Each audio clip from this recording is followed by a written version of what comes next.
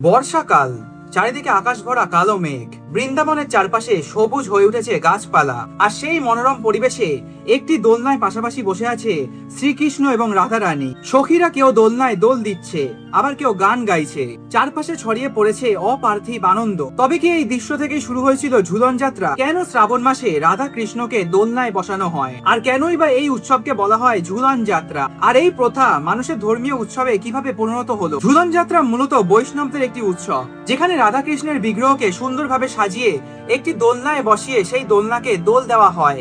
সাধারণত এটি পালিত হয় শ্রাবণ মাসে, অর্থাৎ বর্ষাকালে। তবে সব জায়গায় এই উৎসবের সময়কাল এক নয়। বৃন্দাবনের কিছু ঐতিহ্যে এটি দীর্ঘ সময় ধরে পালিত হয়ে আসছে। আবার অনেক মন্দিরে ঝুলন উৎসব কয়েকদিন ধরে পালিত হয়। অর্থাৎ ঝুলন যাত্রার নির্দিষ্ট কোনো আচার নেই। অঞ্চল এবং মন্দির ভেদে এইসব রীতির পার্থক্য রয়েছে। কিন্তু কেন বর্ষাকালেই?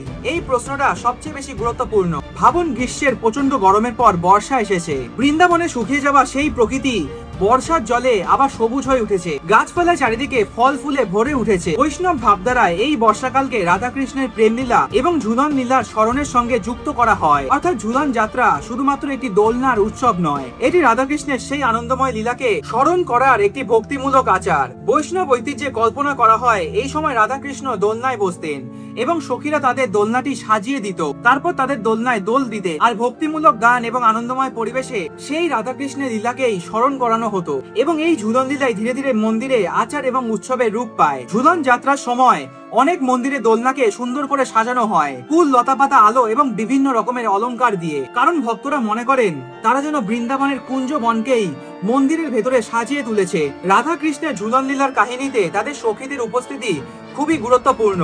তারাই দোল সাজান এবং তারাই আনন্দের পরিবেশ তৈরি করে। আর সেই লীলাকেই স্মরণ করে ভক্তরা রাধাকৃষ্ণের দোলনার দড়িতে ধীরে ধীরে দোল দেন। অর্থাৎ ভক্তরা শুধু দূর থেকে দেখেন না, তারা নিজেরাও রাধাকৃষ্ণের সেবার অংশ হয়ে যান। আর এই কারণেই ঝুলন যাত্রাকে অনেক বৈষ্ণব পরম্পরায় শুধু উৎসব হিসাবে নয়, রাধাকৃষ্ণের সেবা হিসাবেও দেখা হয়।